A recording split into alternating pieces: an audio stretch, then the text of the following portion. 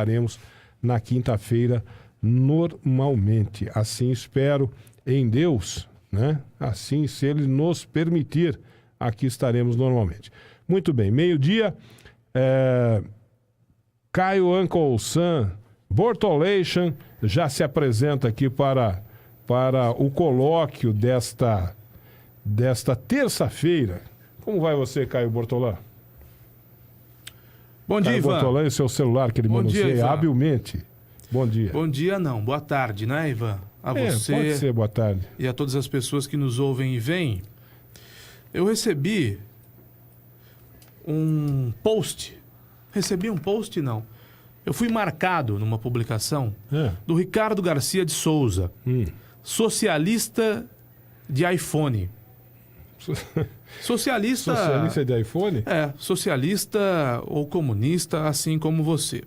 Assim como eu? E ele pede, sobre o colóquio de ontem, alguém explique por que tanta gente quer ir morar ilegalmente nos Estados Unidos se lá não tem CLT, Justiça do Trabalho, SUS, INSS, Estatuto do Desarmamento.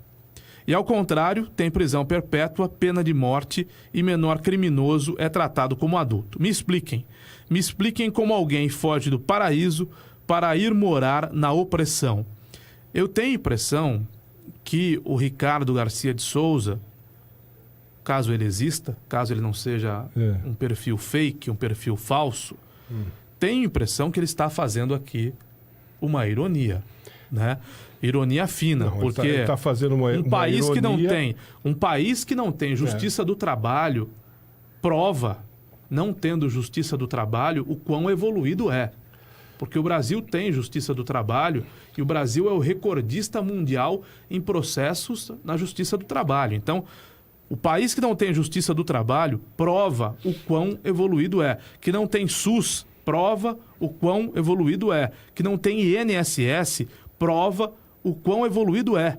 E aí me expliquem como alguém foge do paraíso para morar na opressão, né? Porque quem não conhece os Estados Unidos, quem nunca foi aos Estados Unidos, quem aprendeu sobre os Estados Unidos nos bancos escolares, ensinado pelos professores de esquerda, acha que realmente, quando nós falamos dos Estados Unidos, nós falamos da pátria da opressão. E não o contrário, do país da oportunidade, do país onde as pessoas efetivamente vivem bem, do país onde as pessoas pagam muito menos impostos, inclusive.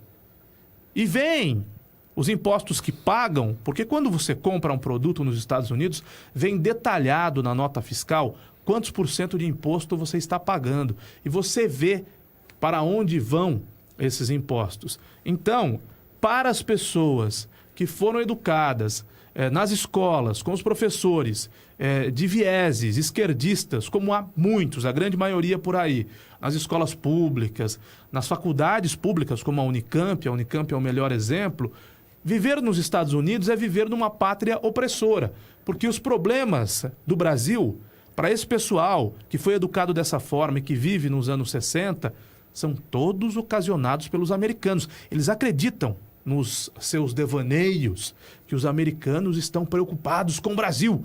Os americanos querem o Brasil para si. Os americanos olham para o Brasil e veem aqui uma grande oportunidade, a maior potência do mundo, em todos os aspectos. No aspecto econômico, no aspecto financeiro, no aspecto bélico, no aspecto esportivo. A maior potência do mundo, para esse pessoal que vive nos anos 60, quer tomar o Brasil para si. Então, esse pessoal chama os Estados Unidos de país opressor, ao mesmo tempo que acha que os americanos são responsáveis por todos os males que há aqui. Quero crer, eu imagino que o Ricardo tenha feito exatamente uma ironia fina, não é? Até porque o post... É uma ironia, de fino não tem nada, mas é uma ironia. O post é assinado por socialista de iPhone, que a gente vê muito por aí, né? Que é a chamada esquerda caviar, e aí eu preciso fazer justiça, esquerda caviar da qual você, Ivan, não faz parte. Você não é da esquerda caviar, você é muito melhor do que qualquer um. Nem sei o gosto, nem sei qual é o gosto do caviar. Da chamada esquerda caviar. Nem sei qual é o gosto da esquerda caviar. Agora, quiser me chamar da esquerda do uísque, pode me chamar que de um bom uísque gosto eu. Não tenho a menor dúvida. Você é esquerdista por convicção, né? Você é um esquerdista inteligente e culto. Não, eu já falei aqui que eu não sou esquerdista. Eu sou progressista. Porque esquerdista você entende que seja uma pessoa que tem uma militância na esquerda, militância em algum partido de esquerda, militância em alguma atividade de esquerda, em algum movimento de esquerda, porque a esquerda se notabiliza por movimentos sociais, por ações, inclusive. Eu jamais participei de qualquer movimento, de qualquer partido político de esquerda, então não sou de esquerda. E respeito essas pessoas, porque há na história do Brasil inúmeras pessoas que participaram, que realizaram movimentos de esquerda. Respeito essas pessoas, algumas delas perderam a vida por causa disso, né? Por causa da sua opinião, por causa do seu pensamento. Eu respeito, mas eu nunca participei. Um ou outro comunista vivo. Aliás, tem alguém na esquerda que foi preso quando era guerrilheiro e que recebeu agora benefícios da justiça, que foi solto, alegando estar com a saúde fragilizada, e foi flagrado dançando, sambando na cara do povo.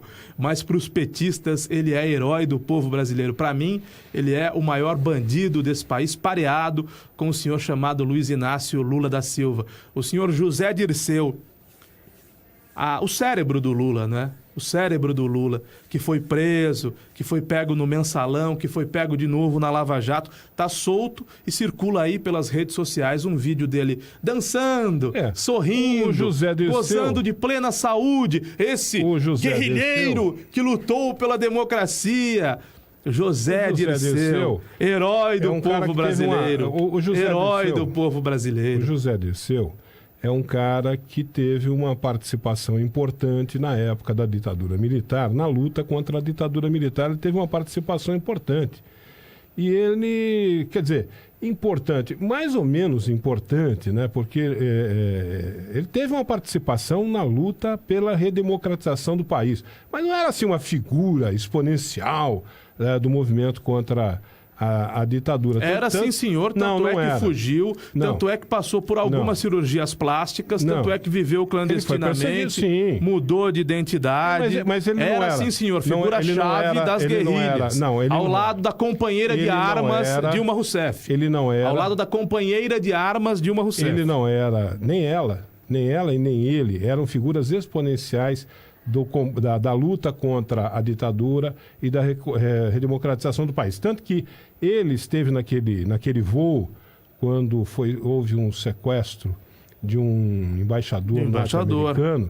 Eles saqueavam, assaltavam bancos, sequestravam. Tá, você tem essa visão, Caio. Tá bom, você me permita falar? Estou tentando trazer um pouquinho de história do Brasil aqui. A partir de um viés esquerdista. Com essa sua visão, não. História do Brasil a partir de um viés esquerdista. O Anderson Nascimento está dizendo aqui, os Estados Unidos invadiram muitos países. Os Estados Unidos mataram com a bomba atômica. Anderson Nascimento. O Anderson, em Cuba e na Venezuela, as pessoas morrem de fome.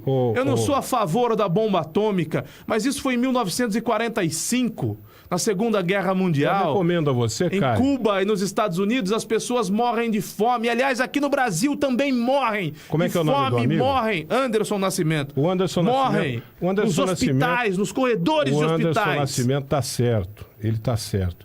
Aliás, eu recomendo a você, ao Anderson Nascimento e aos nossos ouvintes. Ontem eu falei aqui de 2 documentários norte-americanos que analisam a vida norte-americana, o American Way of Life, que o Caio, Uncle Sam Bortolation, tanto admira, né? E esses 2 cineastas americanos fazem uma análise do American Way of Life que as pessoas deveriam conhecer, porque são 2 cineastas americanos. Agora eu recomendo que você, Caio Bortolã, e os nossos amigos assistam um outro documentário que está aí recente, acho que é de 2015, 2014 no máximo, é bastante recente, um outro documentário que reúne documentos, filmes, vídeos que foram colocados agora à disposição lá nos Estados Unidos, porque lá tem um prazo de 50 anos, acho que eles tiram o sigilo, e foi retirado esse sigilo de governo, E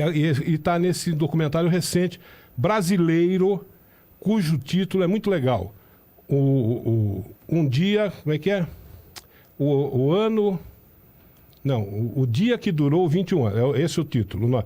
O dia que durou 21 anos. Assistam a esse documentário e aí vocês vão ver...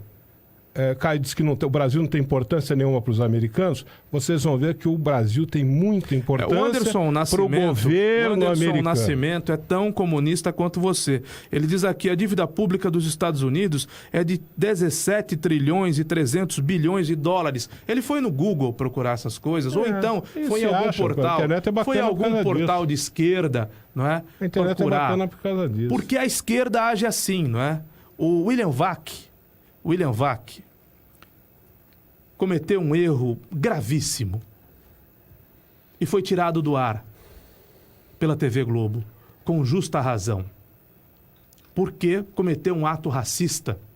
O Paulo Henrique Amorim, amigo das esquerdas, esquerdopata, que foi sustentado por anos e anos pelos governos do PT, que recebeu milhões e milhões e milhões, vou repetir, e milhões e milhões e milhões de financiamento dos governos do PT, de Lula e Dilma, do dinheiro do povo, para financiar o esquerdopata Paulo Henrique Amorim, foi processado porque disse que o Heraldo Pereira, negro, jornalista brilhante, tão brilhante quanto William Vac, só que negro, e que também deve estar se sentindo ofendido pelo que disse o William Vac.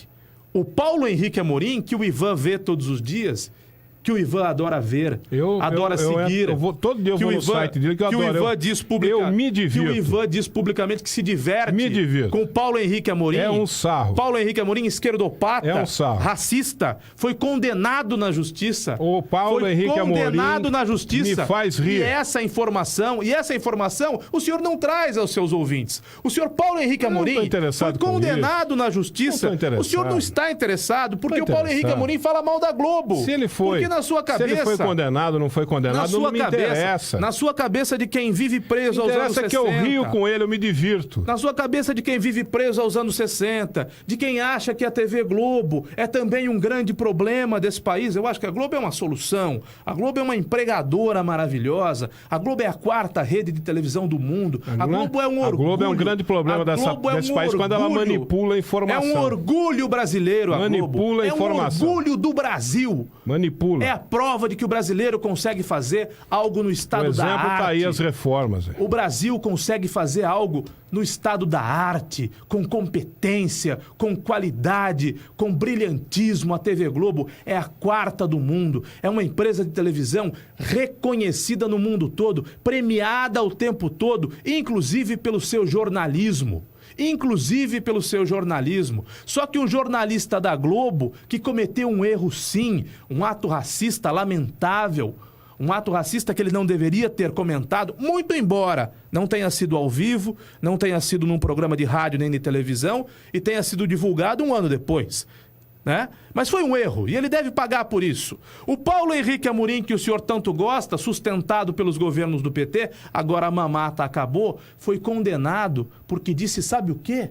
Do Heraldo Pereira? O Anderson Nascimento, o meu caro colega comunista, procura no Google a condenação do Paulo Henrique Amorim, de quem o Ivan tanto gosta e quem o Ivan cita como referência. Ele disse que o Heraldo Pereira só se dava bem porque era um negro de alma branca.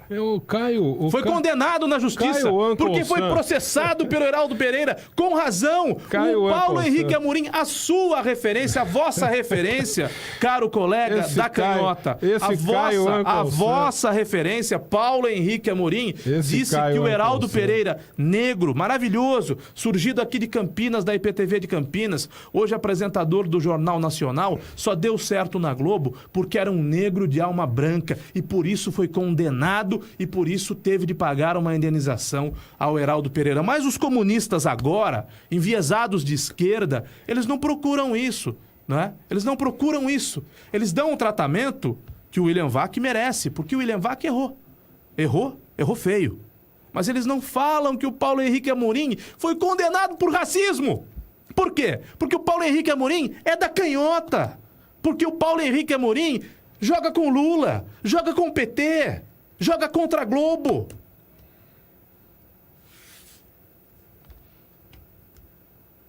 Uncle Sam,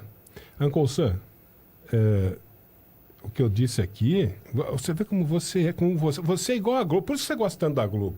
Você é igualzinho a Globo, você manipula, você deturpa. Eu trago dados, você trago informações. Manipula. Trago informações. Você falou que o Paulo Henrique Amorim é minha referência, que eu tanto gosto. Não, eu falei que o Paulo Henrique Amorim me faz rir. Me faz rir, ele não é minha referência. Então você dá risada com o racista. A minha referência... Você dá risada com alguém condenado por racismo. Referência é por sua conta. Você dá risada por alguém condenado por racismo. Mas que eu vou fazer? Que diz que o Heraldo Pereira só era o que era porque era um negro de alma branca. Mas o fato do William Vac ter dito aquela frase que ele disse numa Fora do ar. Fora do ar. Mas numa situação igualzinha do Boris Casoy, igualzinha do ministro Rubens Recupero, que também foi na Globo. O fato do William Vac ter tido uma manifestação racista não invalida, por exemplo, que o William Vac seja um grande jornalista. Brilhante jornalista. Ele é um brilhante jornalista. Mas que errou. Sim, ele é um brilhante jornalista, mas infelizmente ele tem um defeito terrível, né? Que é o preconceito, a discriminação, a discriminação racial, que infelizmente é um mal, não é só do William Vac.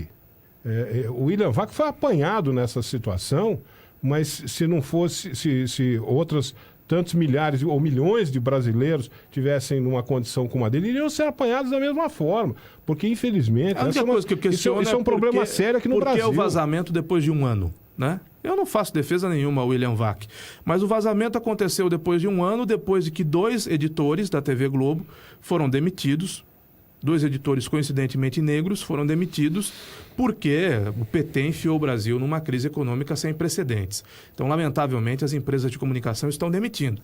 O Estado de São Paulo demite, a Globo demite, o SBT demite, a Band demite, a Veja demite, a Folha de São Paulo demite, porque, infelizmente, o PT nos enfiou nessa crise terrível. Graças a Deus, a nossa educadora, e graças a muito trabalho, contrata, não demite. Graças a Deus.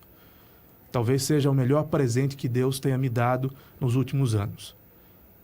Resistir à crise sem fazer demissões, pelo contrário, fazendo contratações. Mas os grandes veículos demitem. Aí esses editores são demitidos e depois de um ano esse vídeo aparece. Eu não estou defendendo o William Vac. Acho que o William Vac deve desculpas à comunidade negra, desculpas sinceras à comunidade negra, e acho que também o perdão pode valer nesse caso. Acho. Se a comunidade negra não quiser perdoar, é um direito que compete à comunidade negra. Mas não dá para esquecer, a trajetória do William Vac, um brilhante jornalista. Os movimentos negros, se quiserem, se acharem que é o caso, devem representá-lo na justiça, como aconteceu com o Paulo Henrique Amorim, foi processado e foi condenado. Os movimentos negros também têm todo esse direito de fazer isso com o William Vac. Isso não vai invalidar o fato do William Vac ser um excelente profissional. Ele tem uma deformação de caráter lamentável, que é uma deformação de caráter da grande maioria do povo brasileiro, lamentavelmente, né? A grande maioria do povo brasileiro é racista, foi educado. Por quê? Porque foi educado assim. O racista não nasce racista. Você cria um racista. Você produz um racista. Infelizmente, é assim que os racistas surgem. Eles não nascem. A criança não nasce racista. A criança olha na escola pública, quando uma criança branca entra numa escola pública e olha, tem do seu lado uma criança negra, ela não vê um negro, ela vê uma criança. Sim. Mas a nossa sociedade, vai produzindo, vai fazendo dessa criança branca uma criança que olha para o negro, para o preto, né, como falou o William Vac, é coisa de preto. Infelizmente, essas coisas se produzem dentro da sociedade. O que é mais interessante é que o Brasil aceita ter o maior ídolo brasileiro é o negro. Eu estou falando em termos de notoriedade. O maior ídolo desse país é o senhor Edson Arantes do Nascimento, um negro. Então, há uma certa seletividade no racismo, né?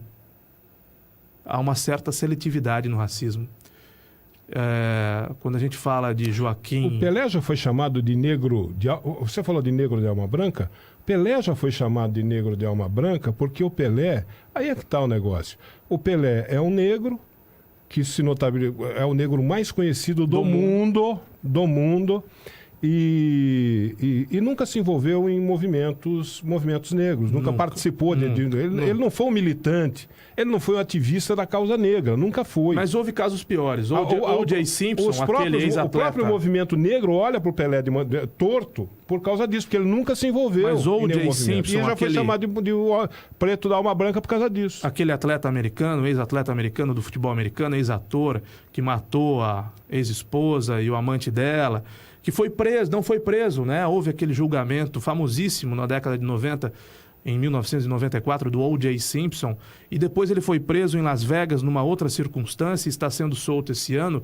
O.J. Simpson é negro, mas diferentemente do Pelé, o O.J. Simpson não gostava ou não gosta de ser negro. Isso a história diz. O.J. Simpson renega a sua própria condição de negro. Nós não temos aqui... Diferentemente do Nós Pelé. não temos agora aqui nesse movimento Brasil Livre, nós não temos lá um negro que foi eleito, acho que vereador em São Paulo. O Fernando Holliday. Fernando Holliday, né? Que é negro que se coloca e que é contra... homossexual, inclusive, e que é de direita. Ele é negro homossexual e que se coloca contra os movimentos negros, contra as propostas dos movimentos negros e contra as propostas dos movimentos de minorias como leis. Eu não sei se é bem assim. Na verdade, ele é contra as cotas em universidades. Por exemplo, né? ele não reconhece... Tomemos cuidado ao falar disso. Ele é contra as cotas. Tomemos cuidado, não. Ele é contra as cotas, ele é contra as propostas em geral dos movimentos negros. Ele não reconhece, por exemplo, as cotas raciais. Mas você reconhece que é muito triste que o nosso país tenha de ter cotas para negros em faculdades e universidades? Mas não é só nosso país. Triste. Isso tem nos Estados Unidos também, que você tanto defende. Nos Estados Unidos não também. Seria uma condição muito melhor se não houvessem cotas e se houvessem direitos iguais para todos, independentemente da cor da pele, da condição social, da origem? A política de cotas não começou em Harvard? Essa informação eu não tenho.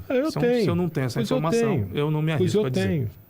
Pois eu tenho. Recentemente o reitor teve aqui no Brasil, um reitor, ou vice-reitor, uma importante figura de Harvard, teve aqui no Brasil falando sobre as cotas, por que essa política de cotas foi implantada por Harvard, qual o objetivo e qual o resultado disso após vários anos, porque não é de agora, é de muitos anos. Qual o resultado disso? Ele estava aqui falando maravilhas da política de cotas. Olha, quando a gente fala de justiça social, mesmo com o Enem, ainda acontece no Brasil um fenômeno lamentável, que é o seguinte: aluno de escola pública dificilmente consegue uma vaga na faculdade pública. Aluno da escola pública brasileira, que ao longo dos anos foi sucateada... Não só para a qualidade do ensino, por uma série de fatores além da qualidade do ensino. Mas está bem. O aluno da escola pública, que foi sucateada ao longo dos anos por governantes, inclusive no estado de São Paulo, com a tal da progressão continuada, né? Ninguém mais repete de ano, a progressão continuada, para ninguém repetir de ano. Mas a progressão continuada não está errada, a proposta. A ideia não é ruim, a ideia é boa. O problema é que a qualidade de ensino, de maneira geral, no país é uma porcaria, né? Aí o que acontece? O aluno da escola pública, que em geral é o aluno mais pobre, não consegue passar no vestibular da Unicamp, da Unesp, da Universidade Federal de São Carlos, da USP, ou de qualquer universidade federal, ou de qualquer universidade estadual, a não ser que ele seja, de fato, brilhante. E é difícil que ele seja brilhante porque ele vem de origem muito humilde. Ele não se alimenta como aquele aluno da escola particular se alimenta, ele não tem o conforto que aquele aluno da escola particular tem. E isso aplica-se, lamentavelmente, essa regra aplica-se ao negro com muito maior intensidade. Sim, sim. Não porque o negro seja menos capaz, não é isso, mas porque o negro vem, via de regra, de origem muito humilde, a ele são ofertadas menos oportunidades, não é? E a criança pobre, negra ou não, o jovem pobre, negro ou não, que tem que trabalhar durante o dia e que tem que estudar à noite, muito dificilmente vai passar na faculdade pública. Quem passa na faculdade pública é quem estudou na escola particular. Então as discrepâncias começam aí. O Brasil é um país de grande desigualdade social. O que significa isso? Por exemplo, quantos juízes você conhece de cor negra? Bem são poucos. Da raça negra? Bem poucos. Eu conheço 2. Aqui em Limeira nós tivemos a doutora Ciones Diniz. Doutora Ciones Diniz em Limeira e Joaquim Barbosa. Olha aí. E Joaquim Barbosa. 2 negros no judiciário que a gente conhece. Né? É uma prova inconteste da desigualdade social. Não, quando a gente fala de racismo... Poucos conseguem, quando a gente fala de racismo, conseguem se destacar, poucos conseguem chegar... Quando a gente fala de racismo seletivo, o que eu quero dizer é que o cidadão, ele é racista, mas ele aceita, por exemplo, que o centroavante do time dele seja negro. Né? Ah, sim. Ele aceita, não aceita? Mas ele que perca um gol para ver o que ele vai escutar. Ah, mas se ele for o artilheiro do campeonato, ele vira rei, né? Sim, aí vão Ele sentar no rei, colo dele. Né? E o negro, até por uma questão... Aí já é uma questão... acho até que o termo é esse. De etimologia, né? Dependendo da origem... A origem da palavra? Da origem da palavra. De etnia, perdão. Da origem da etnia. Dependendo da onde vem o negro, ele tem uma complexão física melhor que o branco. Então é por isso que você vê... o Usain Bolt é negro e é o homem mais rápido do mundo. Você não vê, curiosamente, se você fizer um estudo de fisiologia nesse caso, Michael Phelps é campeão das piscinas e é branco. Por quê? Porque o tipo de corpo que ele tem, o tamanho das pernas que ele tem, o tamanho dos membros, faz com que o seu biotipo seja um biotipo de campeão de natação. Não a mesma coisa que um campeão de atletismo, que é o caso do Usain Bolt. Isso vale para o boxe. Os maiores boxeadores do mundo foram todos negros. Para jogadores de vôlei, há grandes jogadores de vôlei negros. Para os jogadores de basquete, os maiores jogadores de basquete do mundo são negros. E os maiores jogadores de futebol do mundo são negros. Quando um negro ganha um campeonato mundial de Fórmula 1, como é o caso do Lewis Hamilton, ele é o primeiro e único negro a ganhar um campeonato mundial de Fórmula 1. Aliás, ganhou 4. Ele é o primeiro e único negro a ganhar corridas de Fórmula 1. Então, essa é uma condição, infelizmente, da humanidade. Infelizmente, da humanidade. E fora daqui, em alguns lugares, há uma segregação maior ainda. Há um preconceito maior ainda. Porque o Brasil é um país miscigenado. Então, em que se tem uma tolerância maior, me parece, ainda que não dentro do razoável, ainda que não ideal, para artistas negros, porque há grandes artistas negros, cantores negros e negras, né? Negros e negras. Esportistas negros. E de vez em quando, né? Muito pouco, você vê um negro que chega ao Supremo Tribunal Federal, a mais alta corte desse país. E aqui em Limeira, nós nos referimos a um negro só juiz, doutora Ciones Diniz. Eu realmente não me lembro de outro. Mas eu não me lembro de outros negros em outras posições. Eu não me lembro de... Você se lembra de algum negro delegado de polícia? Investigador de polícia? Não. Eu conheço alguns negros advogados. Mas é uma questão. É uma questão real que tem que ser encarada com a dureza que tem. É a desigualdade social, é a exclusão que a desigualdade social proporciona no caso de um país como o Brasil. Você começou o programa falando de um amigo que fez uma ironia com as pessoas que vão para os Estados Unidos se sujeitar àquela opressão, entre aspas, né? Em vez de ficar aqui na terra da liberdade, né? Por exemplo, né? Mas por uma questão puramente de condição econômica, né? Você tem um país que é o país com a maior economia do mundo, né? Que é os Estados Unidos da América do Norte, é o país de maior economia do mundo e que permite uma ascensão social, que você tem uma possibilidade, não diria o mesmo do negro, né? Que lá também o racismo lá é uma coisa extraordinária, lá não tem essa, aqui é disfarçado. Aqui o racismo... Não, lá é na cara. Lá não, lá o negro está discriminado mesmo, e pronto, acabou, né? Mas tem, por exemplo, Mas a condição de ascensão social lhe é permitida... O exemplo do Magic Johnson, ex-jogador de basquete, inclusive, que se afirmou, né, se apresentou como portador do vírus HIV há pouco mais de 25 anos. Grande jogador de basquete do Lakers de Los Angeles, falando de um cara da seleção americana. O Magic Johnson deixou o basquete multimilionário. Milionário em dólar, né? Porque recebia em dólar. Hoje, o Magic Johnson é muito mais rico do que já era. Multiplicou em algumas vezes a sua fortuna. Com, acreditem, negócios destinados ao público negro. O Magic Johnson, que inclusive tem um filho homossexual. Um filho homossexual é um homossexual famoso nos Estados Unidos. Mas o Magic Johnson focou os seus negócios no público negro. Inclusive cinemas exclusivos para o público negro. Então perceba que a discriminação racial é algo muito presente em qualquer lugar do mundo, em alguns lugares é mais presente que em outros, e que aqui ainda no Brasil, eu confesso que eu acho que o William Vac merece perdão pelo erro cometido e pela história que tem. E por ser um homem correto, por ser um homem de bem. Mas acho que a TV Globo agiu com a rapidez que tinha que ter agido. Ela tomou a atitude que tinha que tomar no caso, com a rapidez que tinha que ter tomado. Eu só não concordo que as esquerdas peguem leve com Paulo Henrique Amorim, que fez pior do que o William Vac. Eu acho que o tratamento tem que ser absolutamente igual. Absolutamente igual. Não pode haver desproporcionalidade, né? Porque o Paulo Henrique Amorim foi condenado por ter dito que o Heraldo Pereira é negro de alma branca e está todo domingo ao vivo no principal jornalístico da TV Record. São casos e o William diferentes. Bonner foi tirado, o William Vac, perdão, foi tirado do ar. São casos diferentes, né? Você precisa reconhecer que são casos diferentes. Ele se dirigiu, no caso do Paulo Henrique Amorim, não estou aqui defendendo o Paulo Henrique Amorim, não. Acho ele engraçado, me divirto com ele e tal, mas não tenho procuração para defendê-lo nem para qualquer coisa.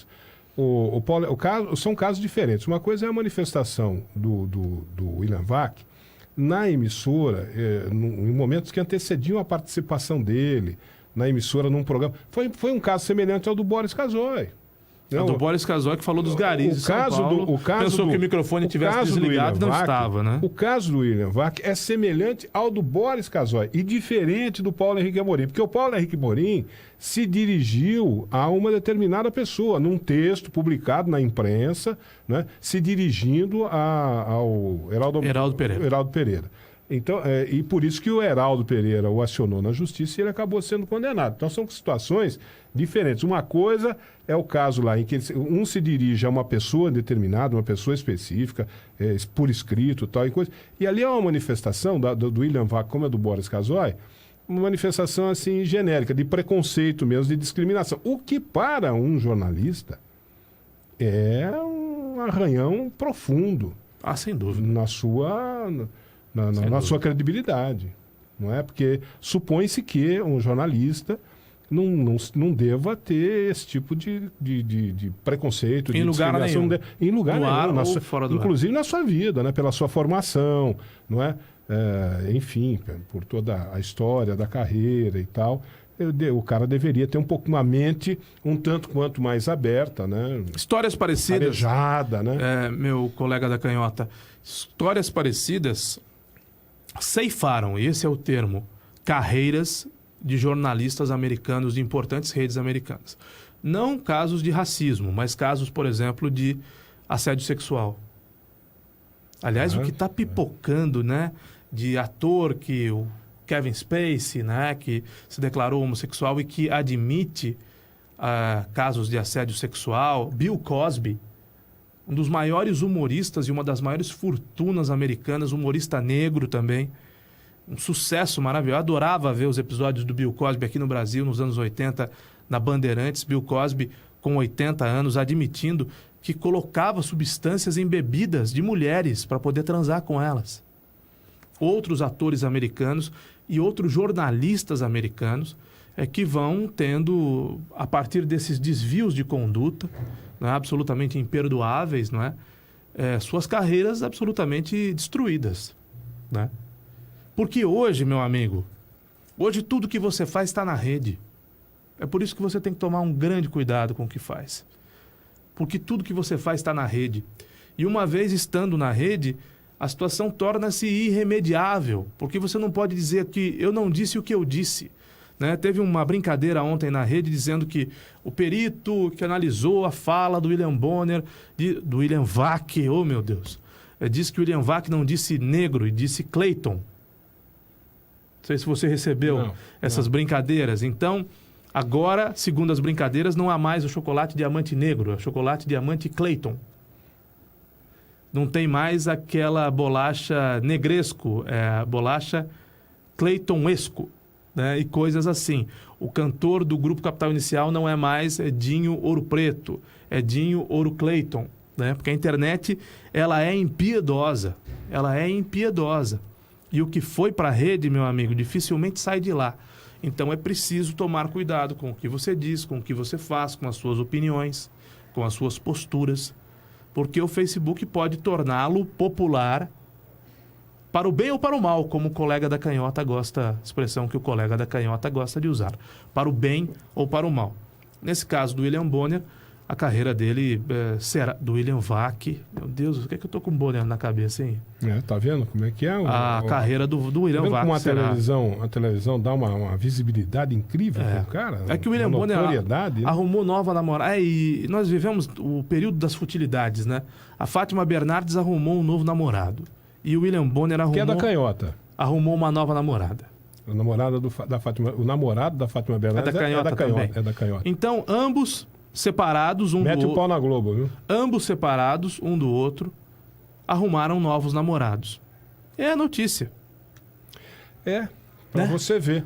E aí eu te pergunto, o camarada que se separou da mulher não pode recomeçar e a mulher que se separou do marido não pode recomeçar? E é incrível como a vida dessa gente vira notícia.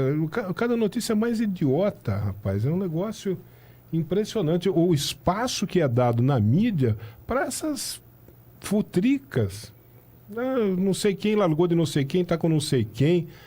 Tipo fofoca mesmo, que antigamente tinha revistas especializadas disso. Tinha amiga, né? Revistas especializadas disso. Hoje está na grande imprensa. Você pega a Folha de São Paulo, todo dia lá no portal UOL tem essas fofoquinhas de quem tá com quem falou o que de quem. Deixa o William Bonner namorar, né? Deixa a Fátima Bernardes namorar também. É a sociedade da futilidade.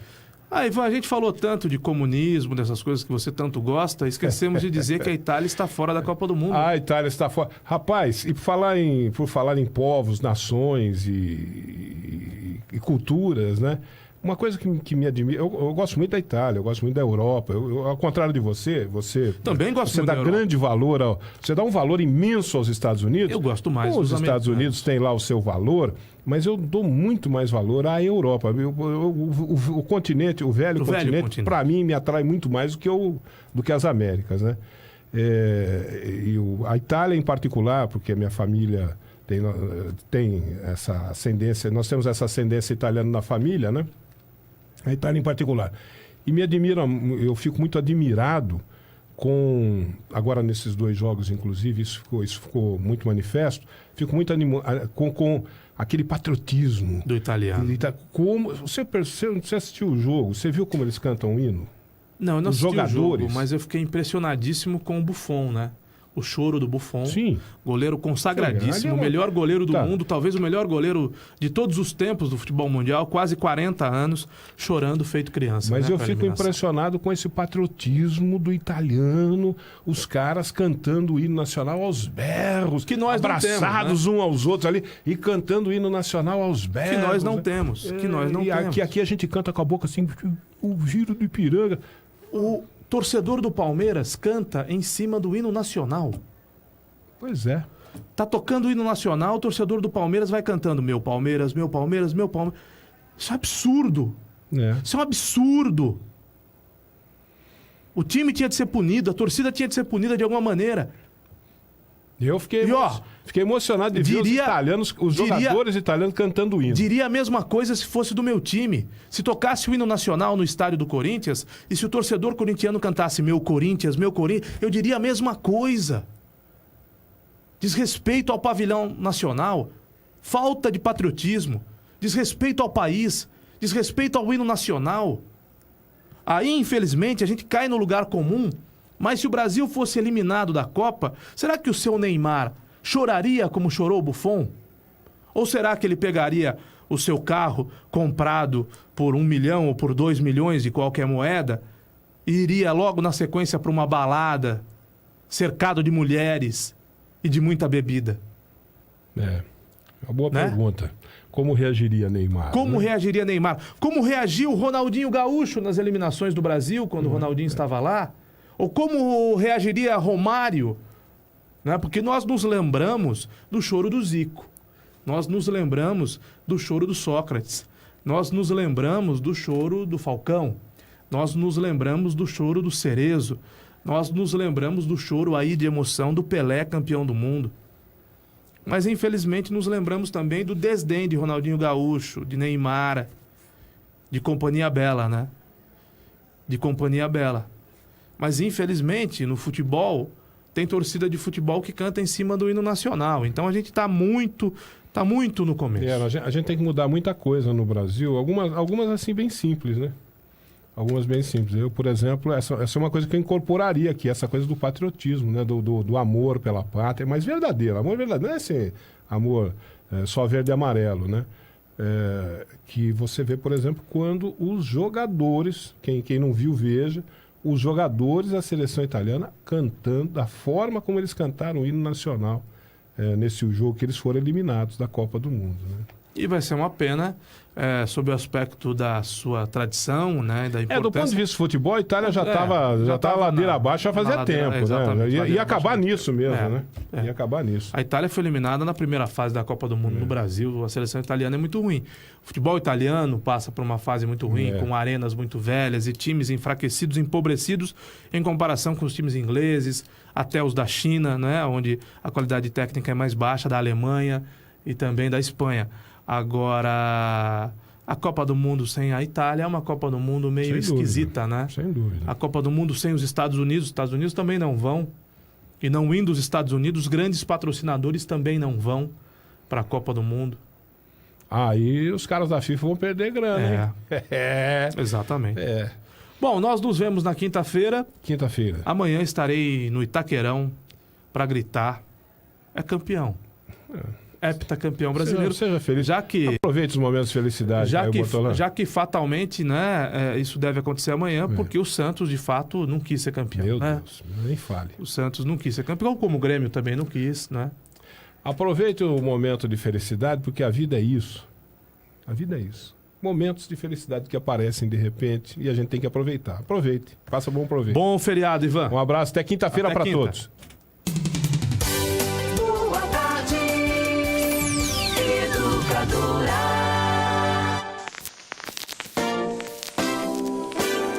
É nessa onda que eu